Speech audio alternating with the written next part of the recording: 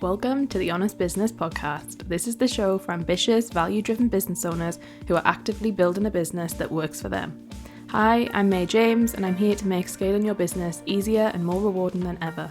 Each week, we will dive into simple, sustainable strategy and pragmatic leadership discussion to support you as you take imperfect action on your entrepreneurial journey. If you want to stay ahead, exceed your growth goals, and have a purposeful, thriving business, then keep on listening. Hello and welcome back to the podcast. Thank you for tuning in today. In this episode, we are going to be talking about building your team. We are going to kind of sense check where you're at with that and look at, your next steps and what makes sense for you and your specific business. So the first thing we're going to look at is your team and how big it should be and whether it makes sense for you and your business model and profit, etc. So first thing I want to ask you today as we dive in is your team too big? This is something that many people go on a journey with, and often as you start to build a team, it gets very exciting, right? Because you can add more people, and you can pay more people, and it can feel really fun, and it feels like your business is moving in the right direction, and you're, got people to do different things, so you've got more time to do other things in the business, and that seems amazing. And whilst that's true and it's great, the other side of that can be that it's expensive, or it might be that actually you don't end up with the time, or it might be that there's so many people in there that you're spending a lot of time managing rather than doing. So I wanted to give you some real top tips today and draw on a bit of my experience, and also mainly through clients and where I see it working and where I see it doesn't work, of different ways of building your team. So the first thing about is your team too big?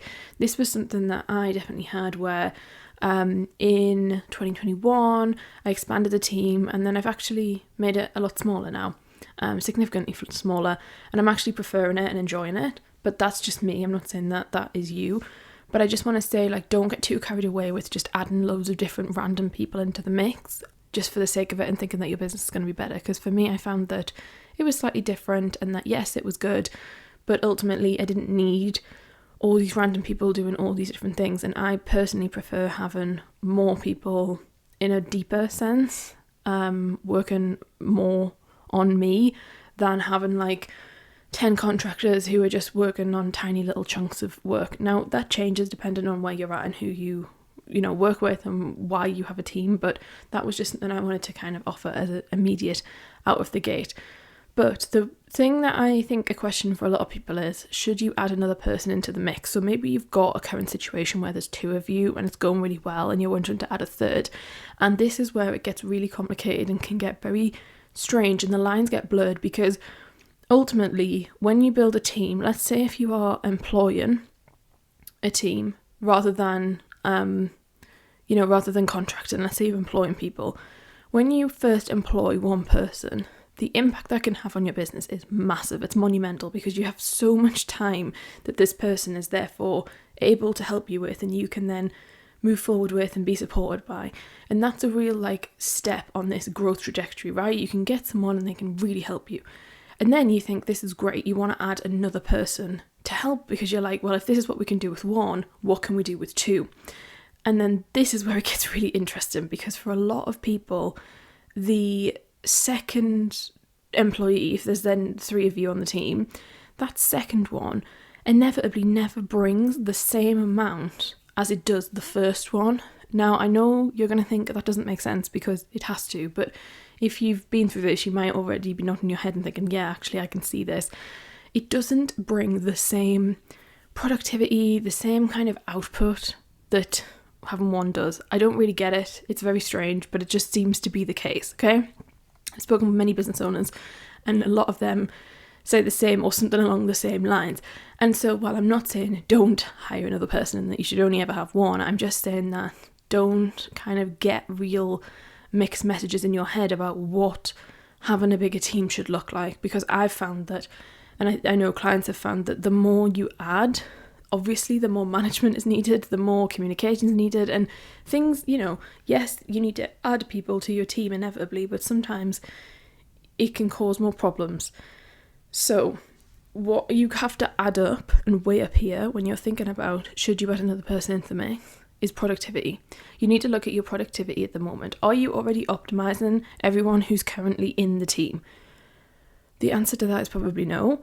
That's not your fault. It's just how things happen. Inevitably, somebody is maybe in the wrong role. So before you hire, I'd really suggest you do an audit of who's there right now, who's enjoying what they're doing, who isn't, who wants to shift, who's got a better skill set in something else. Remember, many of us employ or hire or even use contractors or, whatever the setup is of how you choose to build a team, because there isn't just one way. It doesn't have to just be employed. It's really important that you look at, is the person the right person for that role, or could they move to something else? Because I've definitely seen that happen before, where you've hired them because of you needed one thing in your business, but now the business has moved on. They can go into a different area of the business that they prefer, or they're more skilled in, or you'd prefer, and it's a better shift. So do an audit. The next thing to look at is managing more people, and what does that mean? Like, what does it physically mean for you to go and hire one person, 3 people, 5 people more, and will that work out for you? Thinking about the capacity that you have to be a leader and to manage. And if you at the minute are the only manager, in air quotes, of like, you're the one who is the leader, and there's no middle manager or there's no like department leads in your business yet, then you need to seriously think about, do you have the leadership and the brain capacity to do that? Because you're doing people a disservice if you're going to build your team and bring more people on if you are not in a position to really look after them. The other thing to think about is output versus investment. So when we think about this, it's really important to think, does the output of what one person is going to bring match the investment? And sometimes you're not going to know this until you try. And sometimes, we make not business mistakes, but you've got to go through things sometimes in business to find what's the best option for you. But really thinking about, what is the output going to be of this person, and having that so strategically defined. Often, you can read job adverts. I love reading job adverts from startups and from smaller businesses. And I say smaller businesses, they might be making $1 million a year turnover, $2 million a year turnover, but they're still classed as a small business, and they're growing their team and maybe employing full-time members of staff. And it's very interesting to see how vague sometimes the job descriptions are, or the person spec is. Now, obviously, that could just be because that's what they've put in to advertise the job, and internally they might have a different one. But it's just a really interesting kind of checkpoint for you to think, do I actually know what this person is coming in to do? Because if you don't, then it's not fun for the person coming in, it's not fair on them, and it's also not great for you. I also want you to think about investment-wise, and investment is something that for us to really weigh up, and you've got to understand your numbers. I'd say as well, before you go hiring more people, please understand your numbers fully, to the point where you get like, this is what we're paying out every month, this is what's coming in over a year period. What does that mean for you? What is your profit margin looking like? What does it mean for your profit margin over a longer period of time? And really being clear on that, because that is going to really help you with your decision making. The next thing is where is the investment most needed and will be most kind of not represented, but where will it give you the most bang for your buck? Because depending on where you're at in your business, many of you, if you are kind of building your team and it's from the ground up, you want to see an ROI. Obviously, if you're making 10 million a year, then you've got more space to maneuver into where you're spending. But if you are someone who's bootstrapping and you're kind of going through the ground up, and you're investing your monthly, this is another key thing, if you're investing your monthly revenue back into your team every month, then you need to make sure that it makes sense from an ROI perspective. So does that mean on your long-term strategy, it might be that you want to hire somebody for marketing? You need to really look at, what are they going to be doing in the marketing that makes sense? Because so many businesses are spending a lot of money on marketing, but the marketing's not really doing anything for them, right? And that's either the people that they're getting to do the marketing is not a right fit, or maybe they're not providing the service that they want, or what often happens is the business themselves don't actually know what they need, and therefore they're paying money to someone who can't really do their best job and their best work, because they're not communicating, the business owner who's hiring them is not communicating what it is that they need from them. So don't dismiss this as, it's only a worthwhile investment if it makes me money, because you have to be the one that helps them make money. And people are not geniuses. They have to know what it is that you want to do, and you've got to be able to give them direction. Is it that you need to hire a salesperson? So many people do not hire salespeople in their business, especially on a long-term basis. Especially they don't look at sales and sales positions as a needed thing, especially in the small business space, but you have to remember that like generating sales is one of your biggest things, right? It's a KPI often. So you have to look at, do you have anyone on your team doing sales? And if you don't, then why? And the other thing to look at is if you run a launch model in your business, many of you will start spending, if you have if you're doing $100,000 launch or you're doing £1 million launches, that kind of thing, many of you will have a launch team or you look at building a launch team. And that is great and that's fab, but I want you to think about what does that mean as well, having a salesperson in there, because many businesses don't have the sales aspect, and that's where it's kind of like, okay, you're doing all this marketing, but if no one's there to convert them, because inevitably your marketing can't always convert them depending on what you're selling. Like it can, but it can't, if that makes sense. Like sometimes you need that extra body, and if that's not going to be you as the business owner, then it needs to be someone else. So think about, where do you actually need hands on deck? It might be that you need facilitation help. So maybe it's that you need help serving clients. You need to build your team in that sense. But really think about the investment and what that's going to mean. Don't just hire someone because you're thinking, oh, we need to like add this part into my business, and therefore in order to be able to do that, we need to do X, because someone in your business might be able to already do that. You just need to shuffle people around and shuffle what is required from people and what people want to do. Again, this is all about communication, checking in to say, hey, love that the work you're doing. Is this still vibing for you? Is this still feeling good? This is to your team member, by the way. Are you enjoying this? Is there something that you'd like to do that you're not currently doing in the business? Is there a side of your skill sets that you feel like are not being utilised in the business that you would like to bring to the table? Have these open conversations with people and watch people say, well, actually, I really like doing X, or I've been developing my skills in Y, or outside of work I do this. See what they want to do. I think so often we don't just give people the opportunity to vocalise what it is they enjoy doing in your business. So really think about your investment you're going to make in people, and what is the success path for them, and what is the ROI. Now, it might not be a direct ROI, and that's fine. I'm not saying you should only go and hire people with a direct ROI, because that's silly. That's never always going to be the case, right? You can't always do that. But be really clear on, do you need X person, or is it just a nice to have that your ego is wanting to hire? And this is a big mindset thing that we've got to get over. And many people are hiring based on ego, based on what they want to do, who they want to impress, what they want to say. Like some people, I'm going to be honest with you, some people are even hiring because they just want to put the job advert out on LinkedIn and on, their social media into their email list because they just want to advertise a certain position. And that sounds crazy, but it's true. It's happening. I know for a fact it is. Like, it is ludicrous what people will do, but it's not them themselves. It's their ego a lot of the time pulling them to do that. And so I'm really urging you and asking you to think about strategically and clearly, what is this move for us meaning? And this is where having people like a senior leadership team comes in, or if you don't have that, having a coach, a mentor, having a support system and a strategic vision and arm to your business is really important. So sometimes clients call me their CSO, which is like their chief strategy officer, or people just call me their kind of board member that isn't a board member, because I'm almost sat there as a strategic, like, do you need this, do you not? And we go through a whole process, and I want you to do that for yourself. So if you don't have someone in your business who is that and isn't acting as that, that's okay. Think about it from yourself. Before you make decisions like this, pull yourself out of it, question your ego and say, am I making this decision from a proper business need, or am I just making it from I'd like to do that. My ego's saying, yes, this is what people like me do. This is what people who I look up to are doing. I'm going to do it myself, because that's a slippery road to go down.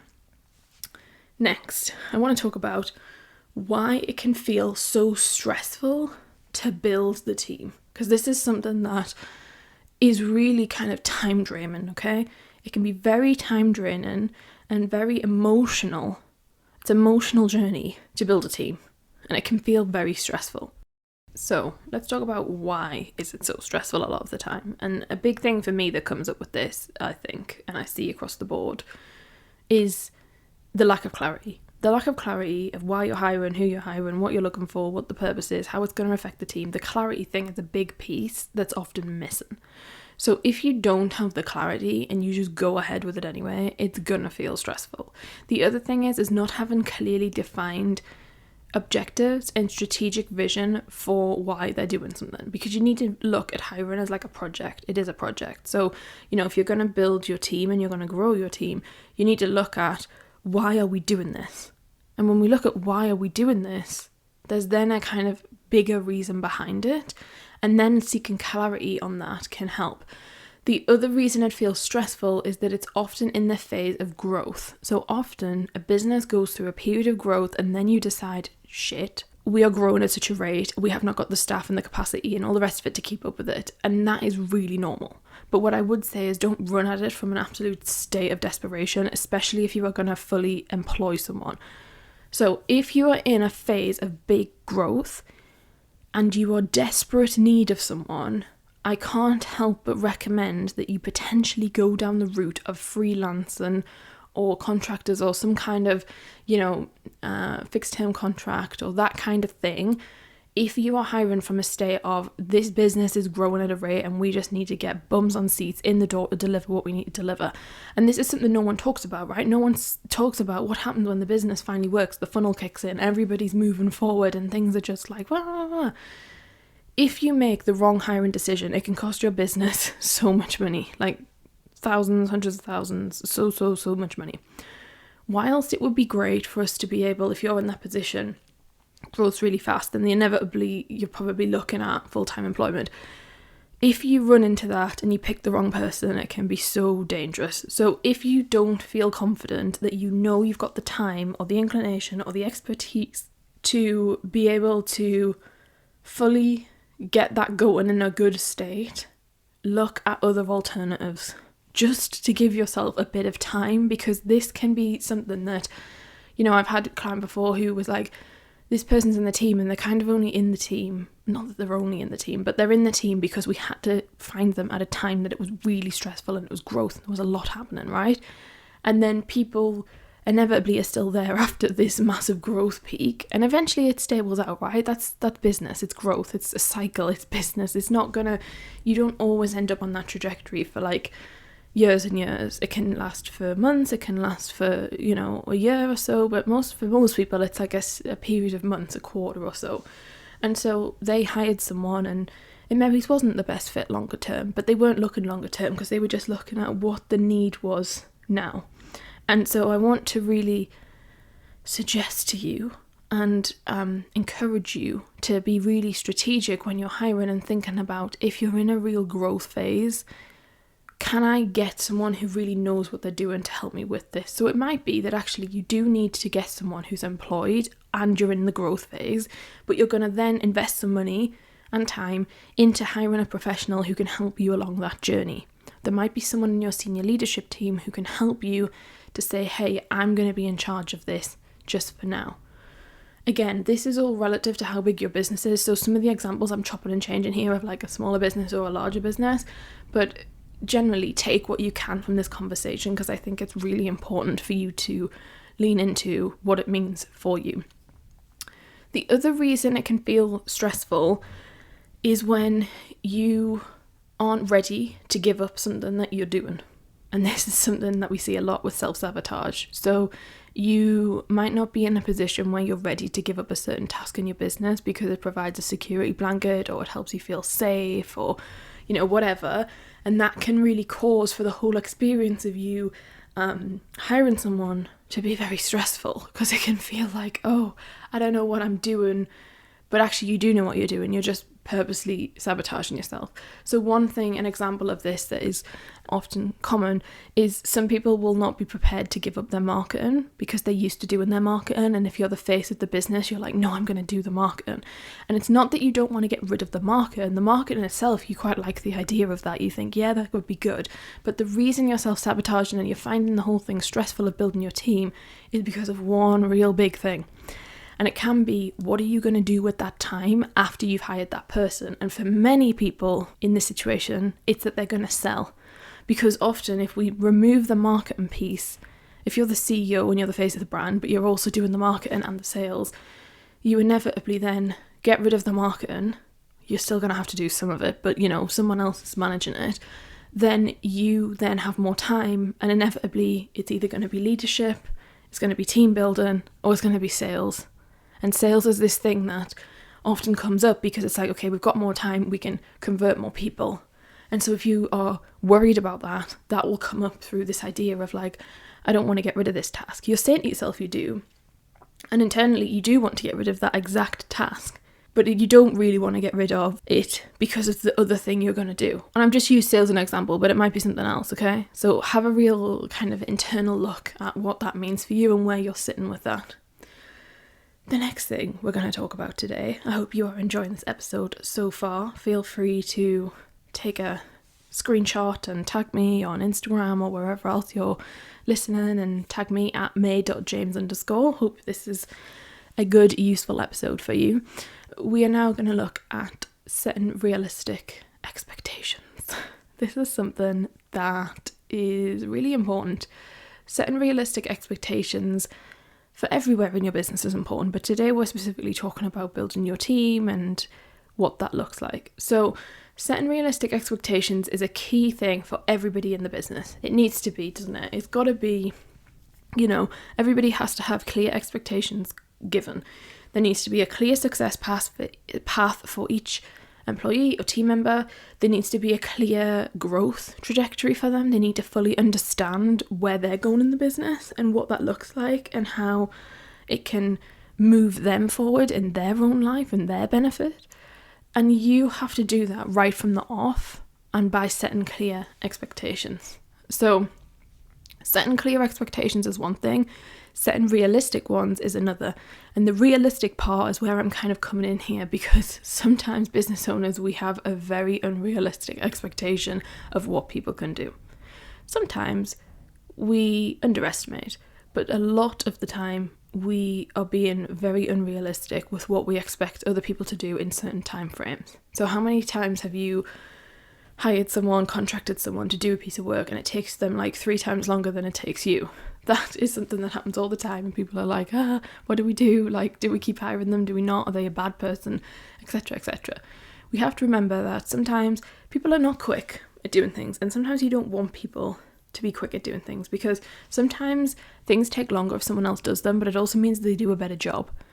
And so we have to detach ourselves sometimes from the time element and the money element, which I know is hard, because earlier in the episode I said to you, like, make sure you're looking at, output versus investment, but you do have to think about what is realistic and what are you aiming for? Are you aiming for speed or are you aiming for quality? Now, yes, some people will provide both, and that's great, but be realistic with what you can expect someone else to do, and also how much context they understand. So give people grace when they're starting out of like, do they understand? They've got so much to deal with when they come into a business, especially if you are a small business who is bootstrapped and they're coming in and it's a startup and they've got loads going on and there's lots going on. It's not a corporate organization where there's so much structure in place. They're going to take some time to orientate themselves. It's going to take them a bit of breathing space for them to understand what they've gotten themselves into, quite frankly.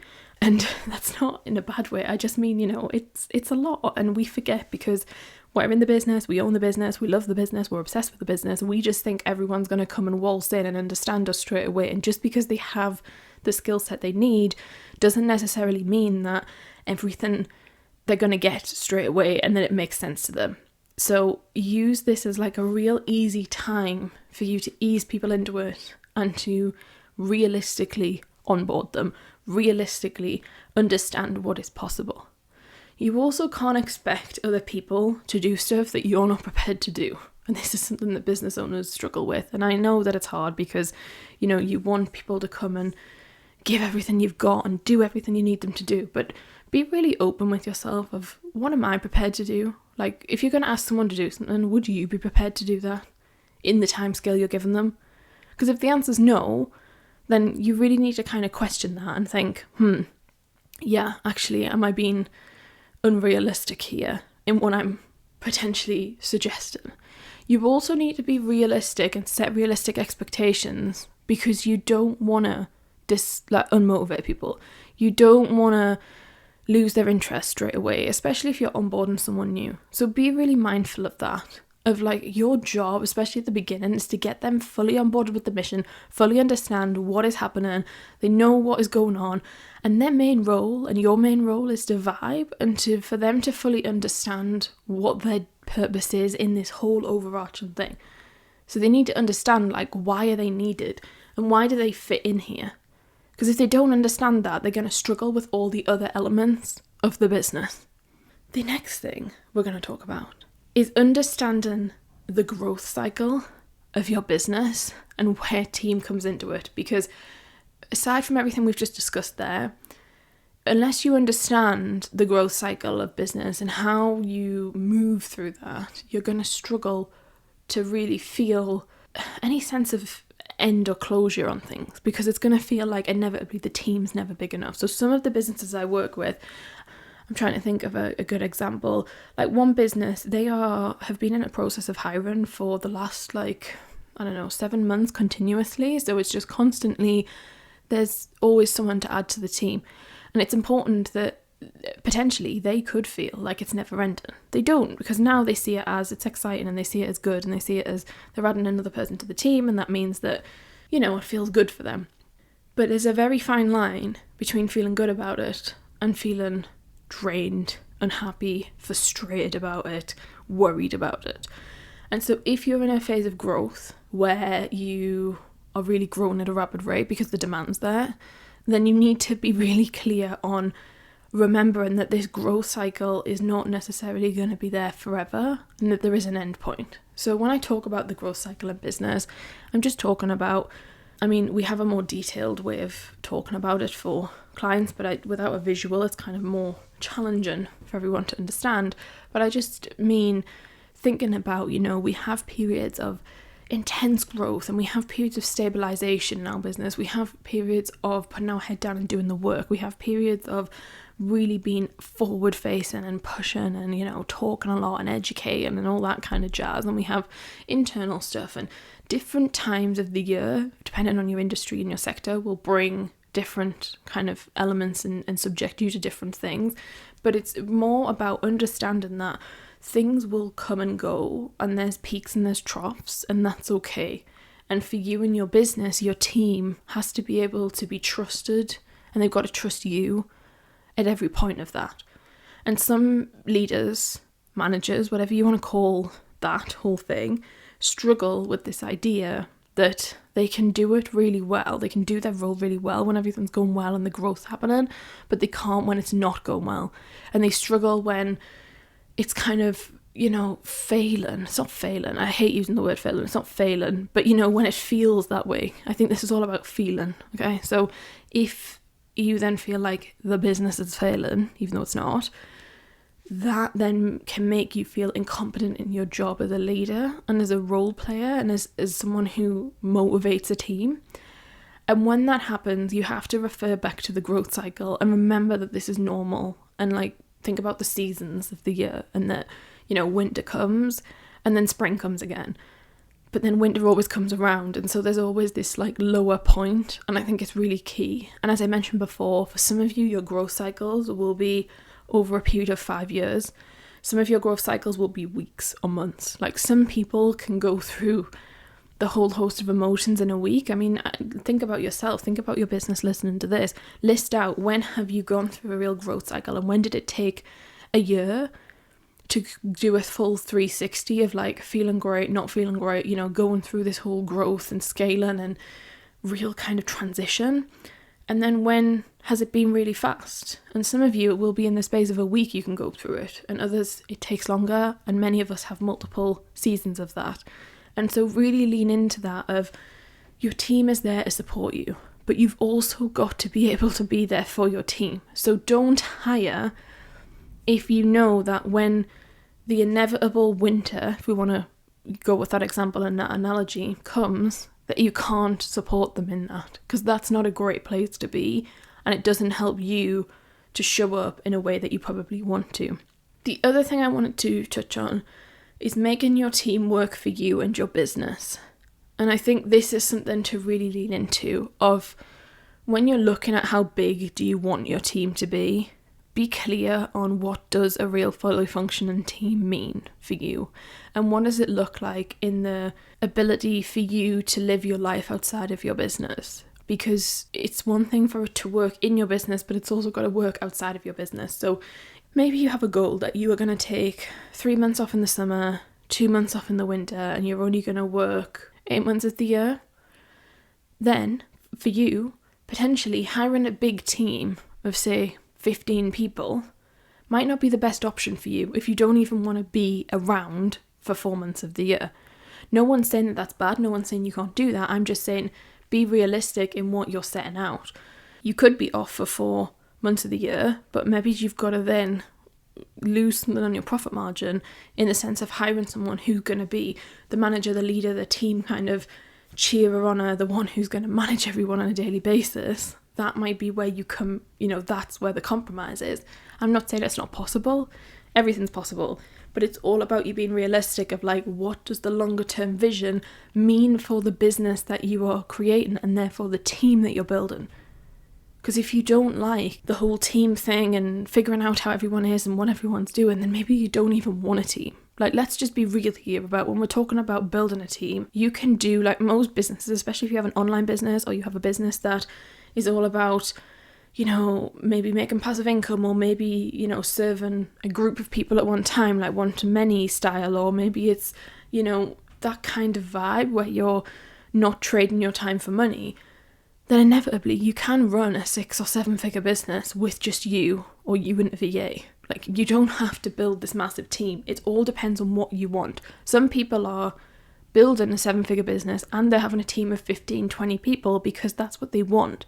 Part of the vision is that they want to have a team. They want to employ people, provide for them, support them.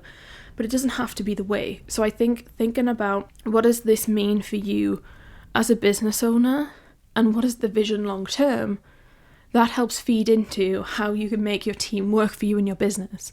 Because if the goal is never to have an office and you never want people in the office and you don't ever want to be tied to a desk, then maybe employing people isn't the answer. Maybe it's that you're going to contract people and you're just going to pay a bit more because actually it makes sense. So getting really clear on this is really important. I hope you've enjoyed today's episode. I hope it's given you some things to think about and take away and kind of delve into for yourself. Please let me know what you've taken away. We could go on this topic for ages. So if you've enjoyed this, feel free to reach out and we can potentially do another episode on other areas of this, because I definitely have a lot to say on this. But just to kind of round up some top tips, I'd say be really clear on what it is you want in your business, with your team, with the person you're hiring. Get really clear on what is the investment and what is the output, and does that make sense for the whole business as a whole. Be really clear in your expectation setting of what the expectations are of both the organisation, the business as a whole, the culture, and everybody's individual capabilities and what they need from you. And then also always have in the back of your head what it is that you are doing in your business longer term and where on the growth cycle you are in your decision making process. And if you are on a real growth trajectory and you need to hire and there's a big demand, be really mindful of, can I support the business in the way it needs it to, and will this employee help me longer term? Those are my top tips. I hope this has been useful, and come back and see us again next week, and I will see you in the next episode. Bye. Thanks for listening to the Honest Business Podcast. If you enjoyed today's episode, make sure that you are subscribed, and if you'd like to support the podcast, please share it with others and leave a rating and review. To catch up with all the latest from me, you can follow me on Instagram @may.james_, where I share the raw, uncut, behind the scenes reality of what running multiple businesses every day truly looks like. As always, links and any resources that were mentioned in the episode will be in the show notes below. That's all for this episode, and I look forward to seeing you next time.